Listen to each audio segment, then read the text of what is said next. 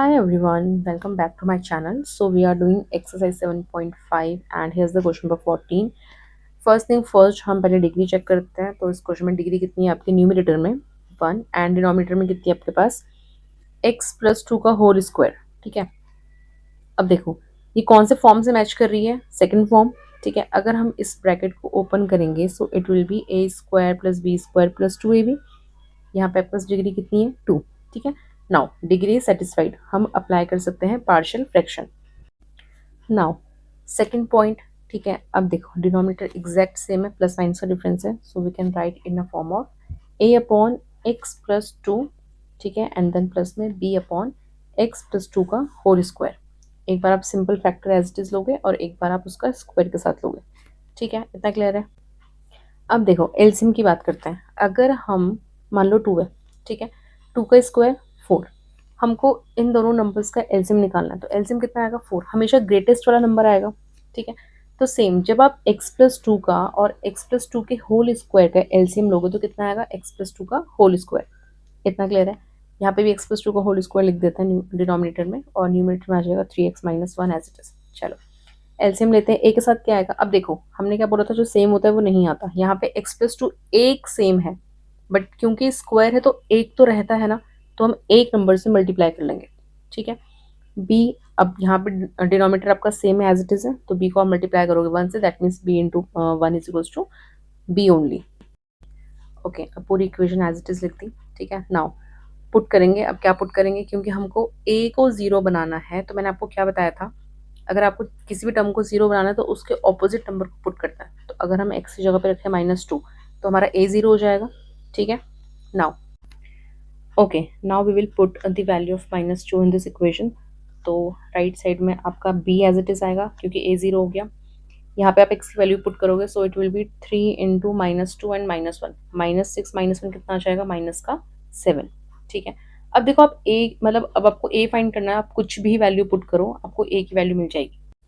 But मैं आपको suggest करूंगी कि थोड़ा सा कभी कभी कंपेयर करके भी कर लिया करो। ठीक है, अब देखो वैसे तो आप कुछ भी पुट करो इजीली आपको मिल जाएगा, मैंने आपको बता दिया, आप एक्स की जगह भी 0 रखोगे आपको मिल जाएगा। ठीक है, बट व्हाट इफ हम कंपेयर करके फाइंड करें। देखो सिर्फ क्योंकि मुझे दिख रहा है एक ही एक्स है राइट साइड और एक ही एक्स है लेफ्ट साइड, तो अगर मैं कंपेयर करूंगी ना तो मुझे इक्वेशन सॉल्व करने की जरूरत नहीं है। समझ में आ रही बात। तो ए की वैल्यू कितनी आ गई 3, क्योंकि ए एक्स एंड 3x कंपेयर करोगे तो ए कितना आ जाएगा 3। तो बस यही थोड़ा बहुत ट्रिक्स आपको ध्यान में रखना है ताकि आपका टाइम सेव हो एग्जाम में। ठीक है, अब now we have the values of a and b. दोनों की वैल्यू हम क्या करते हैं, फॉर्म में पुट करते हैं और सिंपली इंटीग्रेट करते हैं। तो ए क्या है आपके पास 3, क्योंकि कॉन्स्टेंट है बाहर ले लेंगे, एंड ए के अपॉन में कितना है x+2। ठीक है, integration d x as it is. B क्या है आपके पास -7, तो यहाँ पे लिखेंगे -7, कॉन्स्टेंट है बाहर ले लेंगे, डी एक्स अपॉन में कितना आ जाएगा x+2 का होल स्क्वायर। ठीक है, इतना क्लियर है। ये तो सिंपल इंटीग्रेट कर देंगे, सिंपली कितना हो जाएगा 3 log x+2 as it is minus में 7। अब यहाँ पे बताओ यहाँ पे क्या सीन है, अगर हम इस x+2 को t लेट कर लें, ठीक है, डिफ्रेंशिएट कर दें, तो ये हो जाएगा dx is equals to dt।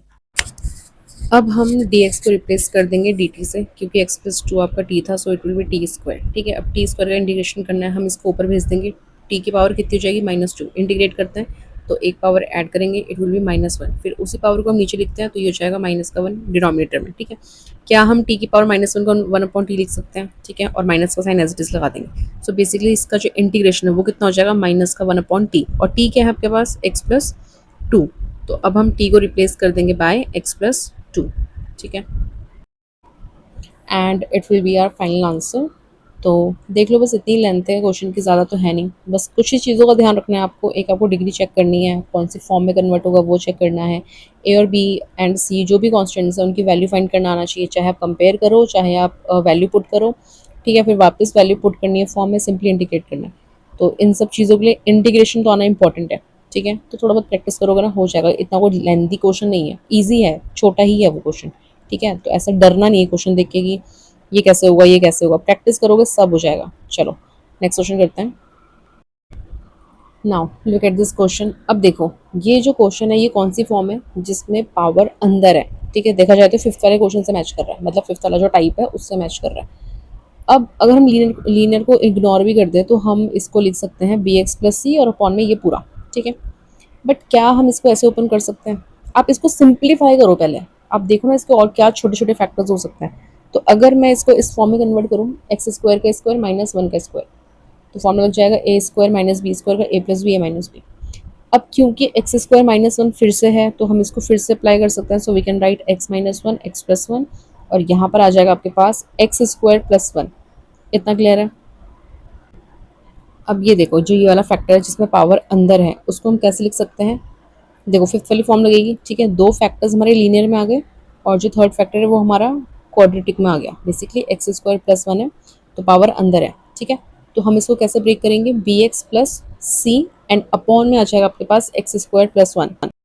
अब देखो ज़रूरी नहीं है कि इसको बी एक्स प्लस सी लिखना, हम इसको ए एक्स प्लस बी भी लिख सकते हैं। बेसिकली फॉर्म पे फोकस करो। फॉर्म ये है कि आपके पास जो क्वाड्रेटिक है वो इस फॉर्म में आएगा, तो आप इसको सी एक्स प्लस डी भी लिख सकते हो। समझ रहे हो? हमको उससे मतलब नहीं है कि ए आ रहा है, बी आ रहा है, सी आ रहा है या डी आ रहा है। हमको मतलब है कि जो फॉर्म होगी वो ये होगा कि एक कांस्टेंट फिर उसके साथ एक्स देन प्लस में दूसरा कांस्टेंट, ठीक है। तो ये देखो, अगर इसको हम ब्रेक करें so we can write it as a upon x minus one plus में b upon x plus one and then c x plus d upon में एक्स स्क्वायर प्लस वन। ये फॉर्म हो जाएगा, ऐसे स्प्लिट करना है, ठीक है। अब देखो, अगर मैं जो ये एक्स स्क्वायर प्लस वन है इसको मैं चेंज कर दूँ, इसको मैं पहले लिख रही हूँ, ठीक है। And x minus one center में and x plus one third number पे। तो अब फर्स्ट वाला किसके डिनोमिनेटर में आएगा? ये आएगा आपके पास ए एक्स प्लस बी के डिनोमिनेटर में, ठीक है। क्योंकि क्वाड्रेटिक है ना, तो क्वाड्रेटिक किस फॉर्म के अपॉन में आती है? वो आती है आपकी ए एक्स प्लस बी, मतलब इस फॉर्म में। वो ए है बी है उससे मतलब नहीं है, फॉर्म ये वाली होगी, ठीक है। बाकी दोनों लीनियर है तो इनको आप एज इट इज लिख दोगे, एक्स माइनस वन सी के अपॉन में एक्स प्लस वन डी के अपॉन में, ठीक है। चलो मान लेते हैं कि एक्स स्क्वायर प्लस वन आपका सेंटर में आ रहा है, ठीक है। एक्स माइनस वन को पहले लिख देंगे और एक्स प्लस वन को लास्ट में। अब देखो ये लीनियर है तो ये आएगा सिंगल कांस्टेंट के साथ, ये क्योंकि क्वाड्रेटिक है तो ये आएगा दो कांस्टेंट के साथ, और फॉर्म क्या होगी? बी एक्स प्लस सी। अब ऑर्डर ऐसा है कि ए के बाद बी लिखना होता है तो हमने बी लिख दिया, ठीक है। और ये हो जाएगा आपका डी के अपॉन में एक्स प्लस वन। तो कंसेप्ट समझ में आया? याद नहीं करना है, रटना नहीं है कि क्वेश्चन में तो हमको जो फॉर्मूला है उसमें तो हमको बी एक्स प्लस सी था तो वो बी एक्स प्लस सी के ही नीचे आएगा, ऐसा नहीं है। वो जो पैटर्न है, वो जो फॉर्म है क्वाड्रेटिक वाली, वो उसी फॉर्म के अपॉन में आएगा। लीनियर वाला अकेले कांस्टेंट के साथ आएगा, तो ये कंसेप्ट है, ठीक है। तो अब इसको ब्रेक कर लेते हैं। हम लिख सकते हैं डिनोमिनेटर में x minus one x plus one and then x square plus one, ठीक है। अभी हमने क्या करा? हमने सिंपली जो डिनोमिनेटर में फैक्टर था आपका उसको हमने स्प्लिट कर दिया, जो x to the power four minus one था उसको हमने स्प्लिट कर दिया, ठीक है। अब हम पार्शियल फ्रैक्शन अप्लाई करेंगे, ठीक है। फॉर्म कौन सी लगेगी? लीनियर के लिए अलग एंड क्वाड्रेटिक के लिए अलग, वो हमने डीप में डिस्कशन कर लिया है। तो ए के अपॉन में आ जाएगा आपका एक्स माइनस वन, बी के अपॉन में आ जाएगा एक्स प्लस वन, एंड यहाँ पे क्योंकि क्वाड्रेटिक है तो आ जाएगा आपका c x plus d and upon में एक्स स्क्वायर प्लस वन, ठीक है। इतना क्लियर है? अब हम क्या करते हैं? नेक्स्ट नेक्स्ट हम लेते हैं एलसीएम। अब ध्यान से देखो, नाउ डिनोमिनेटर में मैंने लिख दिया है x to the power four minus one, ठीक है। ये तो वैसे भी कैंसिल हो जाएगा क्योंकि हमने उसी को स्प्लिट करा तो वो सेम आएगा एलसीएम, ठीक है। समझ में आ रहा है? बट हम फैक्टर्स में लिखेंगे तो अब यहाँ पे देखो एलसीएम क्या लिख रहे हैं? X minus one x plus one, ठीक है। तो ये दो फैक्टर्स हैं, हम इनको ऐसे ही लिखेंगे। और फिर थर्ड है आपके पास एक्स स्क्वायर माइनस वन, मतलब सिंप्लीफाई करके मत लिख देना, एक्स स्क्वायर माइनस वन करके मत लिख देना, ठीक है। ओके, फिर है ये सेम है आपका एक्स माइनस वन, तो ए के साथ क्या आ जाएगा आपके पास मल्टीप्लीकेशन में? बाकी के दो factors, and that is x plus one and x square plus one, ठीक है। बी के साथ देखो, बी के साथ डिनोमिनेटर में क्या है? X plus one. तो मैंने क्या बताया था, जो सेम होता है उसको नहीं लेते हैं, बाकी के दो आपके साथ मल्टीप्लाई हो जाएंगे, मतलब आपके साथ नहीं बट बी के साथ। तो x minus one and x square plus one आपका बी के साथ मल्टीप्लाई हो गया, ठीक है। अब ध्यान से देखो, सी एक्स प्लस डी है ना, इसके डिनोमिनेटर में क्या है? इसके डिनोमिनेटर में है एक्स स्क्वायर प्लस वन, तो इसका मतलब एक्स स्क्वायर प्लस वन नहीं आएगा, जो बाकी के फैक्टर्स है वो आएगा। अब वो मैं सिंप्लीफाई करके लिख सकती हूँ, ठीक है। तो इसको यहीं पे लिख लेते हैं। So we can write c x plus d and ये हो जाएगा आपके पास x minus one x plus one. अब क्योंकि इसको तो हम सिंप्लीफाई कर सकते हैं, ठीक है। अच्छा, जो भी डिनोमिनेटर में वो तो कैंसिल हो जाएगा, ठीक है। तो उसको हम ये कंसिडर कर रहे हैं। अब क्या हम इसको सिंप्लीफाई करके लिख सकते हैं? X square minus one. क्यों? क्योंकि वी हैव अ फॉर्मूला ना, ए प्लस बी ए माइनस बी क्या होता है आपके पास? ए स्क्वायर माइनस बी स्क्वायर। तो हम इसको लिख सकते हैं एक्स स्क्वायर माइनस वन, ठीक है। तो इसको हम रिमूव कर देंगे। नाउ ये हमारी इक्वेशन बन गई, ठीक है। अब नेक्स्ट मैंने आपको क्या समझाया था, या तो आप कंपेयर कर लो या फिर आप कॉन्स्टेंट्स फाइंड करने के लिए कोई भी वैल्यू पुट कर लो, ठीक है। Now see it is clearly seen कि अगर मैं x की जगह पे 1 पुट करूं तो मेरा b 0 हो जाएगा और मेरा ये सी एक्स प्लस डी ये 0 हो जाएगा। क्यों? क्योंकि 1 नेगेटिव में है, तो अगर मैं 1 पुट करूंगी ना तो दोनों टर्म 0 हो जाएंगे, मुझे a की वैल्यू मिल जाएगी। समझ रहे हो? तो हम लेफ्ट साइड में ये 1 एज इट इज आ जाएगा a, एंड देन 1 प्लस 1 ये हो जाएगा आपके पास 2, and then 1 square plus 1 still 2। ठीक है, सो इट विल बी 4, और शिफ्टिंग करोगे आप लेफ्ट साइड, ये आ जाएगा आपके पास 1/4। इतना क्लियर है? चलो नेक्स्ट। नाउ सी, देखो ज़्यादा नहीं सोचना है, ठीक है। मैं a को 0 कर सकती हूँ अगर मैं x की जगह पे -1 पुट कर दूँ। क्यों? क्योंकि x प्लस 1 मुझे दिख रहा है, ठीक है। बाकी हम देख लेंगे, अगर एक भी टर्म 0 हो रही है ना तो हम वैल्यू पुट करके फाइंड कर लेंगे, ठीक है। या तो आप कंपेयर कर लो। अब अगर मैं -1 पुट करी हूँ लेफ्ट साइड तो 1 आ जाएगा, तो ये पूरी वैल्यू हो जाएगी 0 a वाली, ठीक है। अब b में आ जाओ, इट विल बी b, यहाँ पे -1 रखोगे, ये कितना हो जाएगा आपके पास माइनस का 2, अगेन -1 का स्क्वायर 1, एंड 1 प्लस 1 2, ठीक है। अब इधर आ जाओ सी एक्स प्लस डी में। अब ध्यान से देखो, सी एक्स प्लस डी तो चलो ठीक है, ये माइनस सी हो जाएगा एंड ये प्लस में डी हो जाएगा, ओके। -1 का जब आप स्क्वायर करोगे ना, इट विल बी 1 पॉजिटिव का, एंड पॉजिटिव का 1 -1 कितना हो जाएगा 0, तो ये टर्म भी एलिमिनेट हो गया। Now we can easily find the value of p and that would be -1/4। Now we need to find the value of c and d, ठीक है। अब जो सी और डी है वो एक साथ है, अगर मैं एक्स को 0 पुट कर दूं तो एटलीस्ट मेरा सी 0 हो जाएगा, and we have the value of a and b, so we can easily find the value of d. Value put कर लेंगे, सिंप्लीफाई कर लेंगे, हमारे पास डी की वैल्यू आ जाएगी, ठीक है, क्योंकि सी तो 0 हो चुका होगा। चलो अब देखो, लेफ्ट साइड में आपका as it is 1 is equals to a. अब ए के साथ क्या है आपका 0 प्लस 1, तो 1 आएगा। फिर है 0 का स्क्वायर प्लस 1, अगेन 1 आएगा, सो it will B A only, ठीक है। अगर लिखना चाहते हैं तो लिख लेते हैं ऐसे, ठीक है, क्योंकि डेप्थ में डिस्कस कर रहे हैं तो थोड़ा क्लियर होना चाहिए। चलो b कितना हो जाएगा नाउ, 0 - 1 इट विल बी -1, 0 का square plus 1 it will B 1, ठीक है। तो अगर हम इसको सिंप्लीफाई करें तो हम इसको लिख सकते हैं a माइनस बी। और राइट, अब आ जाओ नेक्स्ट टर्म में, that is c x plus d. तो सी एक्स तो 0 हो चुका है हमारे पास सिर्फ d बचा है, ठीक है। तो इसमें इतना सिंप्लीफाई करने की जरूरत नहीं है, डी लिखेंगे सिंपल, एंड 0 का square -1 that is -1 only, so we can write minus d. Now we can put the value of a and b, ठीक है, क्योंकि हमको डी फाइंड करना है सिंपली। हमारे पास ए की वैल्यू है दैट इज 1/4, तो यहाँ पे वैल्यू पुट कर लेते हैं 1/4 माइनस, एंड क्योंकि बी भी नेगेटिव में -1/4, तो माइनस माइनस क्या हो जाएगा आपके पास प्लस 1/4, एंड माइनस डी यहाँ पे आ जाएगा 1, ठीक है। इसको सिंप्लीफाई करो, 1/4 प्लस 1/4 कितना हो जाएगा 2/4, ठीक है। तो डायरेक्ट यहाँ पे लिख लेते हैं 2/4 एंड माइनस का डी, इसको कैंसिल करेंगे, इट विल बी 1/2। क्योंकि डी नेगेटिव में है तो इसको हम इधर शिफ्ट कर लेते हैं, it will be d is equals to 1/2 यहीं पे है, और ये जो 1 है इसको हम इधर शिफ्ट करेंगे तो ये नेगेटिव का हो जाएगा, so it will be minus का 1/2, ठीक है, दैट इज माइनस का 1/2। Alright, now we have the value of d that is -1/2। अब कौन सी वैल्यू फाइंड करनी है? अब हमको ना सी की वैल्यू फाइंड करनी है, सिर्फ सी बचा है। आप कोई सा भी नंबर रखो, क्योंकि हमारे पास 3 कांस्टेंट की वैल्यू है, तो अगर कुछ भी इक्वेशन बनती है हम वैल्यू पुट करेंगे और हम फाइंड कर सकते हैं द वैल्यू ऑफ सी, ठीक है। Now we will put the value of x is equals to 2, simply 2 put करेंगे तो लेफ्ट साइड में आ जाएगा आपके पास 1 is equals to a, it will be 2 + 1, ठीक है। तो ये हो जाएगा आपके पास 3, फिर 2 का square plus 1 that is 5, plus b as it is 2 - 1 1, and 2 square plus 1 that is again 5, plus c x plus d, तो आप x को मल्टीप्लाई करोगे it will be 2c plus d, ठीक है, एंड दैट इज 2 का square -1 that is 3। तो ये equation आ गई सिंपल। हमारे पास वैल्यू है a b और d की, हम वैल्यू पुट करेंगे and we can get the value of c। तो इसको सिंप्लीफाई करेंगे इट विल बी 15/4, क्योंकि a की वैल्यू 1/4 है, ठीक है। नेक्स्ट -1/4, क्योंकि b की वैल्यू 4 है तो अपॉन में 4 आ जाएगा, एंड 5 × 1 तो दैट इज 5/4। देन प्लस में आ जाएगा 2c, एंड d की वैल्यू है -1/2, तो -1/2 लिख लेंगे। ब्रैकेट लगाना इंपॉर्टेंट है क्योंकि ये एक साथ है, ठीक है।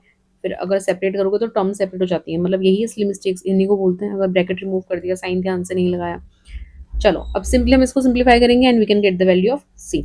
ऑलराइट, नाउ 15/4 माइनस 5/4, क्योंकि डिनोमीटर सेम है तो सिंप्लीफाई करके हो जाएगा 10/4। ठीक है, अब 3 को ना दोनों टर्म से सेपरेटली मल्टीप्लाई कर देंगे, क्योंकि 3 दोनों के साथ मल्टीप्लाई में, सो it will be 2c and minus का 3/2। ठीक है, इतना क्लियर है। इसको थोड़ा सिंप्लीफाई कर लेते हैं, 2 5 ज़ा 10 एंड 2 2 ज़ा 4, ये हो जाएगा। अब क्योंकि इस वाली टर्म का और इस वाली टर्म का अगेन डिनोमिनेटर सेम है, सो इट विल बी 2/2 प्लस में 6c एंड ये हो जाएगा कैंसिल, 2 से 2 कैंसिल हो जाएगा, कितना आएगा 1, 1 से 1 भी कैंसिल कर दोगे 0 आ जाएगा, तो c की वैल्यू बेसिकली 0 आ रही है।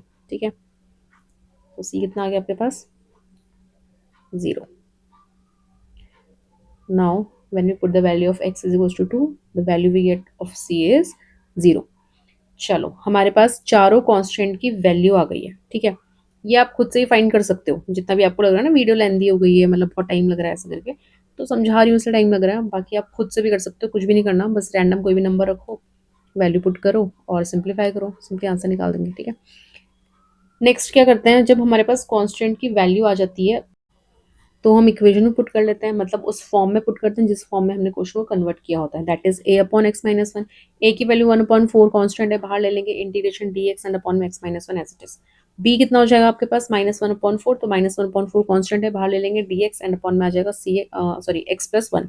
ठीक है, अब ध्यान से देखो, जो सी एक्स प्लस डी है, क्योंकि ये दो टर्म्स है और डिनोमीटर दोनों के एक ही है, एक्स स्क्वायर प्लस वन, तो क्या मैं इसको सेपरेट कर सकती हूँ, सी एक्स के साथ अलग से लिख दिया एंड डी के साथ अलग से लिख दिया। ठीक है, कर सकते हैं।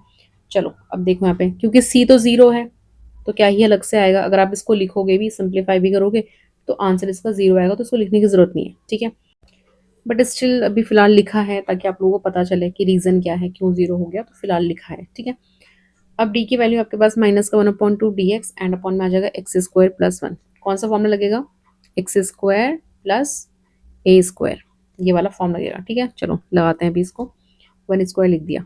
ठीक है, इसकी तो कोई ज़रूरत नहीं है, बट स्टिल अब यहाँ पे थोड़ा सा मैं शॉर्ट में कर रही हूँ, समझ जाना प्लीज़।